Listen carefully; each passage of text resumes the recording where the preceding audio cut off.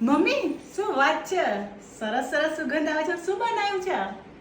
મેં ઊંધિયું, પૂરી, ખમણ, જલેબી, ગુલાબજાંબુ. ઓહો હો હો હો.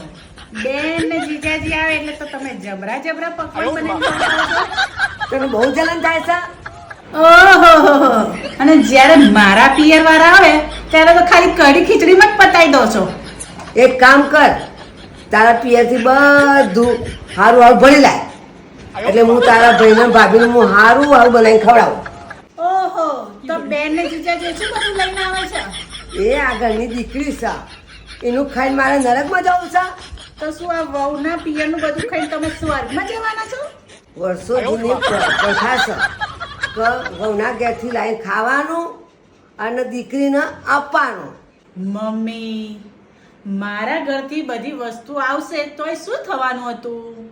તારા પિયરથી બધું આવે છે ને એટલે મને બહુ મજા આવે છે. આ દિલને ઠંડક લાગે છે મને. મમ્મી, તમારામાં તો બહુ લાલચ ભરેલી છે. ગોપી મારા માટે ચા બનાવજો જલ્દી. આ તારી વહુ છે ને એ મને હવામાં ઝઘડો કરે છે. જો જો, આ તમારી મમ્મી સવારના છે ને નવા નવા પકવાન બનાવવા પડ્યા છે. હવે એમને છે ને બીચમાં દુખાતું નથી. પોતાની છોકરી આવવાની છે એટલે બધું કેવું બનાવવા માંડ્યા છે. બેટા, તારી બૂન તો હજી ઘરમાં આવીએ ને અને તારી વહુને ઝઘડો ચાલુ કરી દીધો છે. અરે યાર જવા દે, શું મગજમારી કરે છે તું બી. અરે તમે બંને જવા દો, મને કહો ખાવામાં શું પડ્યું છે. લે બેટા, મેં તલની લાડુડી બનાવી છે, લે ખા. વાહ જી વાહ. છોકરા માટે તો આટલી બધી તલની લાડુળી બનાવી દીધી અને કોદર વહુ માટે બ્રેડ પણ શેકી છે. મજનુ, તને આજ મને આખી દુનિયામાં લગ્ન કરવા માટે. મને ખબર હોત ને કે તમારી મમ્મી વહુ અને છોકરીનું અંતર કરે છે તો હું તમારી જોડે લગ્ન જ ના કરું.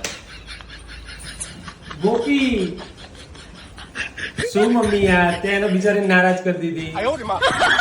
લાય તલની લાડુડી, એક ગમલો તો હાથવી નહીં આપતો. પણ એમાં મારું શું વાંક?